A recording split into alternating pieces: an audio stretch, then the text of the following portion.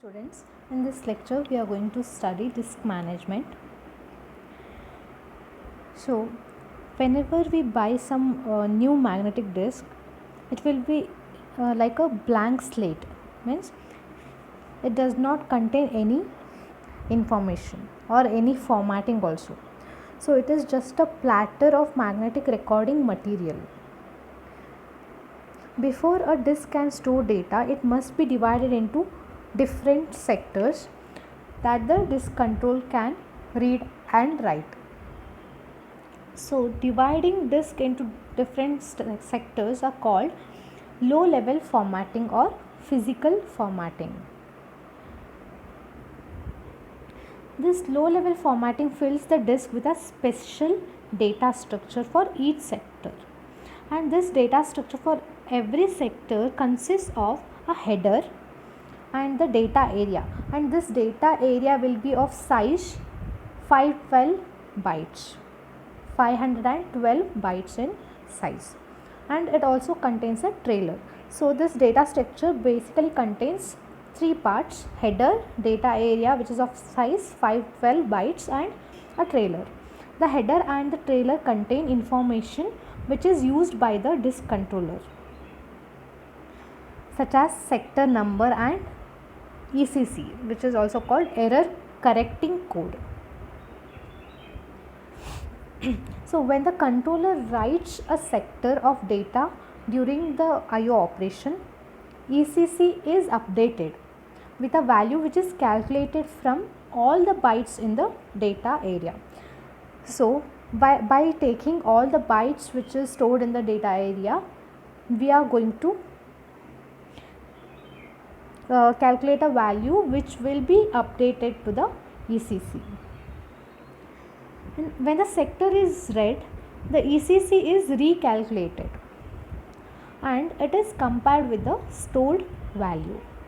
So once you read the sector, ECC will be recalculated, and that recalculated result will be compared with the already stored value.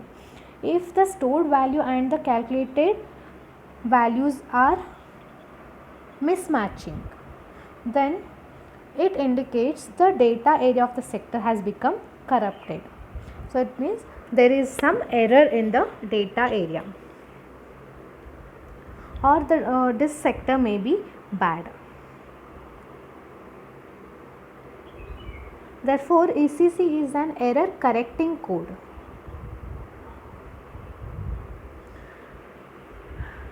If it identifies any corruption in the data area, then it identifies which bits have been changed, and it can calculate what their correct values should be. So if it notifies any change in the bits, then it calculates what their correct values should be, and it then reports a recoverable soft error.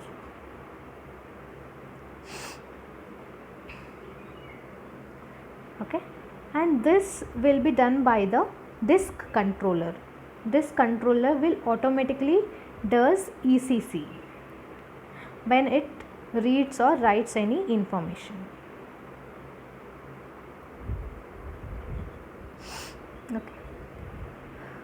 Okay. Now, in order to use a disk to hold files, the operating system still needs to record its own data structure on the disk. So it does so in two steps. The first step is to partition the disk into one or more groups of cylinders. So in order to use a disk to hold any files, if we want to hold if we want our disk to hold any information, then the operating system needs its own data structure on the disk. That is by partitioning the disk into one or more groups of cylinders, and then the operating system will treat each partition like a separate disk. So once you partition the disk into different cylinders, then each partition will be thought as a separate disk. After partitioning, the second step is logical formatting, that is creation of file system. In this step, the operating system stores the initial file system data structure onto the disk. In order to increase the efficiency, most file systems group blocks into larger blocks together into larger chunks, which are also called clusters. And disk input output operations will be done through blocks, whereas file system input output operation will be done through these clusters. So disk IO operations will be done through blocks, whereas file system IO operations will be done through clusters. And the next concept is boot block concept. As we all know, the initial bootstrap program which will be started when we power up our computer. It initializes all aspects of the system, right? We have already studied about bootstrap program in our first module. These bootstrap programs are stored in read-only memories, correct? But the problem with storing bootstrap program in read-only memory is, if we want to make any changes to the bootstrap code, then it requires changing the entire ROM hardware chips, which is expensive. So for this reason, most of the systems, what they do is they store a tiny bootstrap loader. Instead of storing the complete bootstrap program into the ROM, they will store a tiny bootstrap loader program in the boot RAM, and its job is to bring in a full bootstrap program from the disk. So the main bootstrap program will not be stored in the ROM, only tiny bootstrap loader will be stored in ROM, which brings this bootstrap program from the disk. Therefore, the full bootstrap program can be changed easily whenever the programmer requires. So the full bootstrap program is stored in the boot blocks at a fixed location on the disk. And the disk which has this boot partition is called boot disk or system disk. So this bootstrap program will be stored in the boot blocks at some fixed location on the disk, and the disk which has this boot partition will be called boot disk or system disk. And the code which is present in the boot ROM instructs the disk controller to read the boot blocks into the memory. So the code which is present in the boot ROM will tell the disk controller to read the boot block into the memory, because at present it is stored in disk. Now we have to bring that boot blocks to the memory, and then it starts executing that code. So this bootstrap program is more sophisticated than the bootstrap loader in the boot ROM, because it is able to load the entire operating system from non-fixed location on disk, and it starts the operating system execution.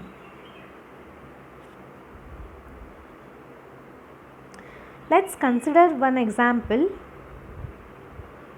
of boot process in Windows 2000. So this diagram indicates booting from a disk in Windows 2000. The Windows 2000 system places its boot code in the first sector on the hard disk.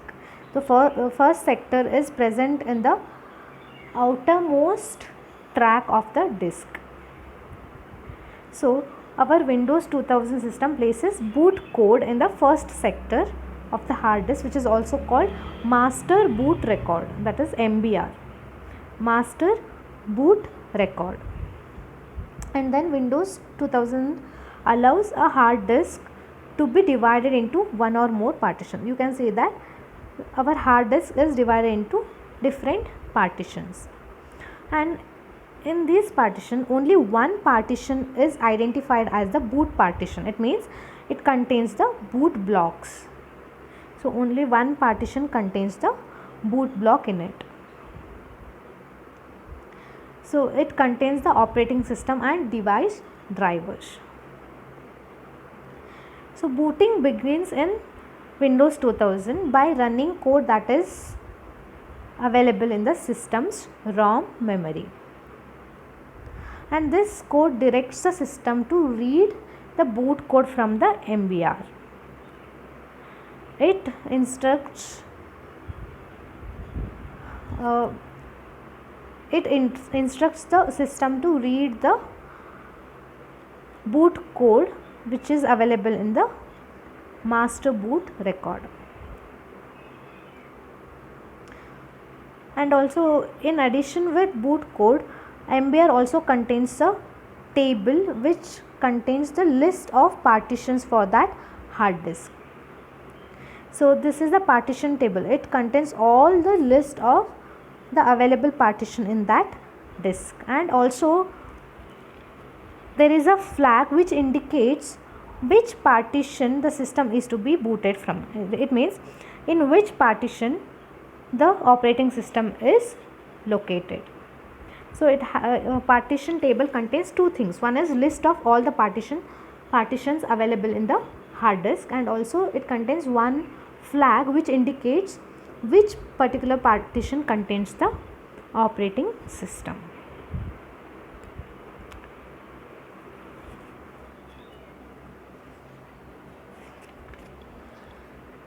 Okay. And finally, we have the concept of bad blocks. Bad blocks. Since disks have very small moving parts and small tolerances, they are prone to the failures. It means the failure can be complete failure or only some part of the disks have been failed. If there is a complete failure, then disk needs to be replaced and its contents needs to be restored. If one or more sectors are defective in the disk, if only one or more sectors are defective in the disk, then we have different ways of handling these sectors. Okay, that is, in MS-DOS format, command performs logical formatting. As a part of the process, it scans the disk to find bad blocks. So if there are any defective sectors available in the disk, then those sectors are called bad blocks. So in MS-DOS format, there is a logical formatting which actually scans the disk to find bad blocks. If format finds any bad blocks, then it writes a special value into that corresponding block.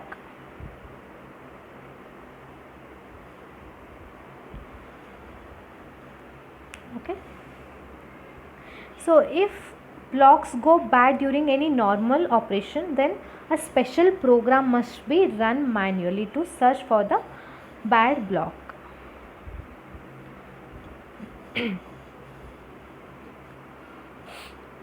And data that resides on the bad block usually will be lost. They cannot be restored. If any sectors become defective, then the information available on that sectors will be lost. Or in more sophisticated disks like SCSI, they use a smarter recovery method. That is, the controller maintains a list of bad blocks on the disk. So there is a controller which maintains a list of bad blocks on the disk, and the list is initialized during the low level formatting itself. It means at the factory, when it is being manufactured or when it is being formatted, the list will be initialized and it will be updated over the life of the disk. So there will be a list which contains bad blocks available on the disk. And this low level formatting also sets aside some spare sectors. If at all there are any bad blocks available in that disk, there will be some spare sectors which are not visible to the operating system. It will be maintained by the low level formatting. And then the controller will be told to replace each bad sector logically with that spare sector. So if at all controller finds any bad block, then it will replace that bad block with the spare sector which is set by the low level formatting. So this type of scheme is known as sector sparing, or it is also called forwarding. Sector sparing or forwarding.